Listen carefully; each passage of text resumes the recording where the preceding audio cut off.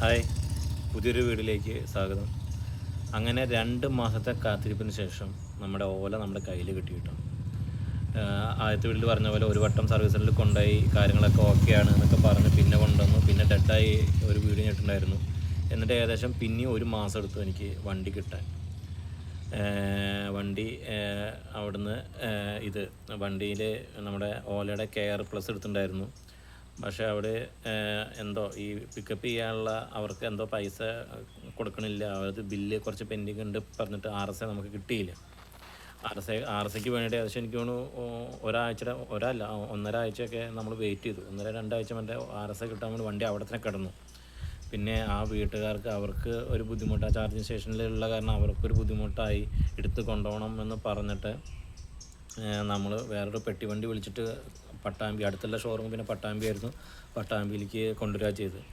വണ്ടി പട്ടാമ്പിയിൽ എത്തിച്ചിട്ട് ഒരു 2 ദിവസം കഴിഞ്ഞപ്പോൾ തന്നെ RSAക്കാർ വിളിച്ചിട്ടുണ്ടായിരുന്നു. ഈ ബില്ല് അവർ ഓലക്കാർ ചെയ്തു തുടങ്ങി, സാറിൻ്റെ വണ്ടിയാണ് എടുക്കട്ടെ കൊണ്ടുപോയോ എന്നൊക്കെ ചോദിച്ചിട്ട് വിളിച്ചിട്ടുണ്ടായിരുന്നു. നമ്മൾ കൊണ്ടുപോയി നമ്മൾ അവരെ കുറ്റം പറഞ്ഞിട്ട് കാര്യമില്ല കേട്ടോ. അവർക്ക് പേയ്മെൻറ്റ് കിട്ടണില്ലെങ്കിൽ അവർ അത് ക്യാൻസൽ ചെയ്യും, അങ്ങനെ ചെയ്യും. ഒരുപാട് വണ്ടികൾ അങ്ങനെ പെൻഡിങ് ഉണ്ടായിരുന്നു. എന്നിട്ട് വണ്ടി പട്ടാമ്പിയിൽ എത്തിച്ചിട്ട് ഒരു അപ്ഡേഷനും എന്ന് വെച്ചാൽ വണ്ടി അവിടെ ഇറക്കി വെച്ചിട്ട് ഒരു അപ്ഡേഷനും കിട്ടിയില്ല. ഒറ്റപ്പാലത്തിലുള്ള ടെക്നീഷ്യനെ വിളിച്ച് പറഞ്ഞിട്ടുണ്ടായിരുന്നു ഞാൻ, കാരണം ആദ്യം ഒറ്റപ്പാലത്തെല്ലാം നോക്കിയത്.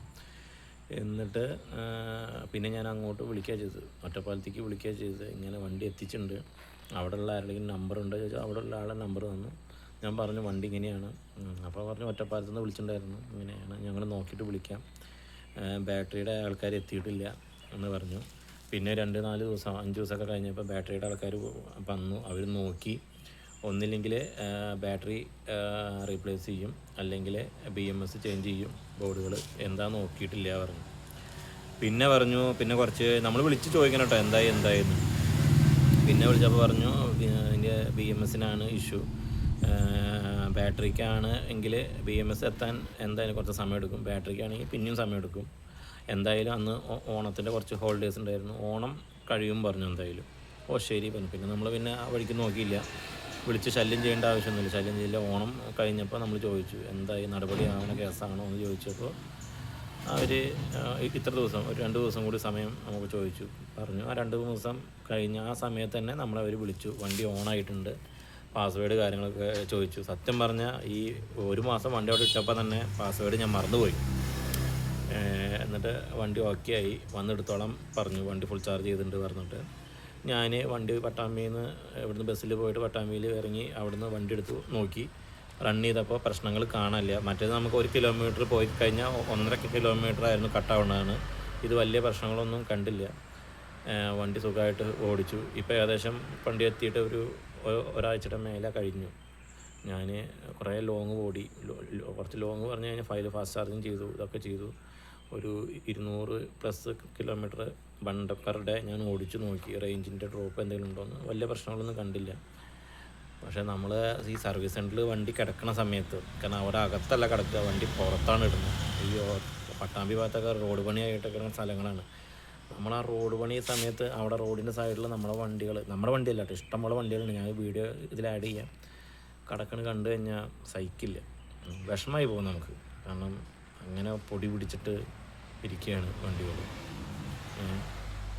അപ്പോൾ വണ്ടി ഓടിയപ്പോൾ വണ്ടി ഒന്ന് സർവീസ് ചെയ്യാൻ വേണ്ടി കൊണ്ടുവന്നതാണ്. അന്ന് ഇത് ചെയ്ത ശേഷം സർവീസ് ചെയ്തില്ല. ഈ ഷോറൂമിലൊക്കെ വെച്ചിട്ട് വണ്ടി ആകെ ചളി പിടിച്ചു. ഞാനത് കാണിക്കാം വണ്ടി സർവീസ് ചെയ്യുന്നത്. ഇതാണ് കേട്ടോ പട്ടാമ്പി ഷോറൂമിൻ്റെ അവസ്ഥ. പട്ടാമ്പി ഷോറൂമിൻ്റെ ഫ്രണ്ടിലാണ് വണ്ടി ഇങ്ങനെ വെച്ചിരിക്കുന്നത്. അവിടെ ഫ്രണ്ടിൽ റോഡ് പണി നടന്നുകൊണ്ടിരിക്കുകയാണ്, അതിലിങ്ങനെ സൈഡിലായിട്ട് ഇരിക്കുക വണ്ടികൾ. ഇതിലാകെ ചളിയൊക്കെ ഉണ്ട്. ഇത് കുറച്ച് അവർ ഡീസൽ എന്തോ അടിച്ചിട്ടുണ്ട് കേട്ടോ, എന്നിട്ടുള്ള അവസ്ഥയാണ്. സീറ്റിൻ്റെയും കാര്യങ്ങളൊക്കെ ആകെ ഇങ്ങനെയൊക്കെയാണ് അവസ്ഥ. സീറ്റ് ഇപ്പോൾ കുറച്ച് ജസ്റ്റ് അവരെനിക്ക് തുടച്ച് തന്നു, ബാക്കി ഭാഗമൊക്കെ ആകെ അലമ്പായിട്ട് കിടക്കുകയായിരുന്നു. പിന്നെ ഓരോ വട്ടം കൊണ്ടുപോകുമ്പോഴും വണ്ടിക്ക് ഡാമേജുകളൊക്കെ പറ്റുന്നുണ്ട്, അതാണ് ഏറ്റവും വലിയ രസം. നമുക്കൊന്നും പറയാനൊന്നുമില്ല ഡാമേജുകൾ ഉണ്ടെങ്കിൽ. പിന്നെ ഉള്ളത് വെച്ച് കഴിഞ്ഞാൽ വണ്ടി സർവീസ് ഓരോ വട്ടം സർവീസ് ചെയ്യുമ്പോഴുണ്ട് ഉണ്ട് ഇളക്കം. ഇതൊന്നും അങ്ങനെ ഇത്രയും ലൂസ് ഉണ്ടായിരുന്നില്ല, ഇപ്പോൾ ലൂസ്. പിന്നെ ഇവിടെ ഒരു പൊട്ടൽ വന്നിട്ടുണ്ട്, ഞാൻ കണ്ടില്ല, വണ്ടി എടുത്ത് കൊണ്ടുവന്നപ്പോഴാണ് ഞാൻ കണ്ടത്. വണ്ടി വൈകിട്ടാണ് കിട്ടിയത്, ഒരു പൊട്ടൽ. അപ്പോൾ എന്താണോ ഉണ്ടായത് എനിക്കറിയില്ല. അങ്ങനത്തെ കുറച്ച് പ്രശ്നങ്ങൾ ഓരോ വട്ടം പോയി വരുമ്പോഴേക്കും നമ്മുടെ വണ്ടിയിൽ സംഭവിച്ചുകൊണ്ടിരിക്കുന്നുണ്ട് കേട്ടോ. പെയിൻറ്റ് പോയില് കാര്യങ്ങളൊക്കെ, അതൊന്നും പറഞ്ഞിട്ട് കാര്യമില്ല.